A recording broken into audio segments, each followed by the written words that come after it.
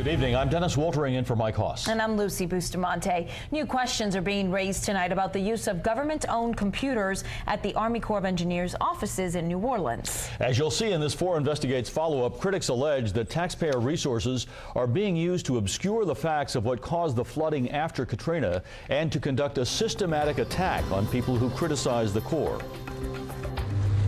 New evidence that government-owned computers at the Army Corps of Engineers office here in New Orleans are being used to verbally attack critics of the Corps comes in an affidavit from the former editor-in-chief of NOLA.com.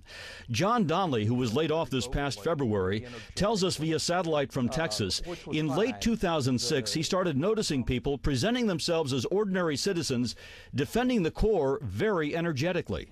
What stuck out, though, was the wording of the comments was in many ways mirroring news releases from the Corps of Engineers.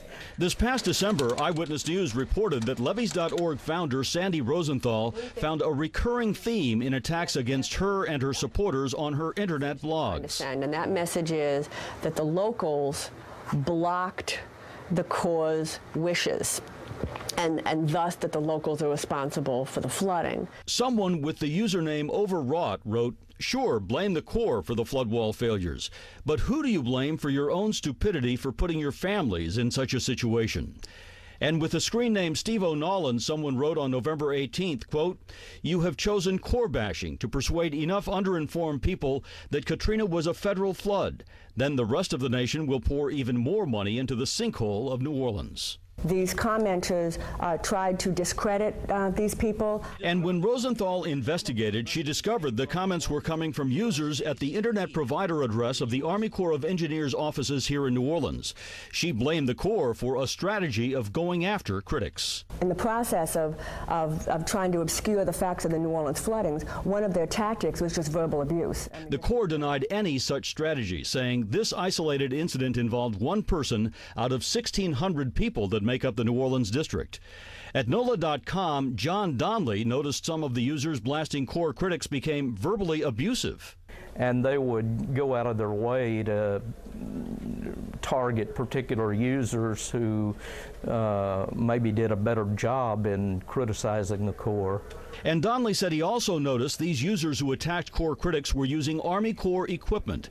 He made a spreadsheet of the activity over 6 weeks at the end of December and the beginning of January. During that 6-week period, there were nearly 700 comments from Corps IPs, the same group of people that I've been watching for over 2 years.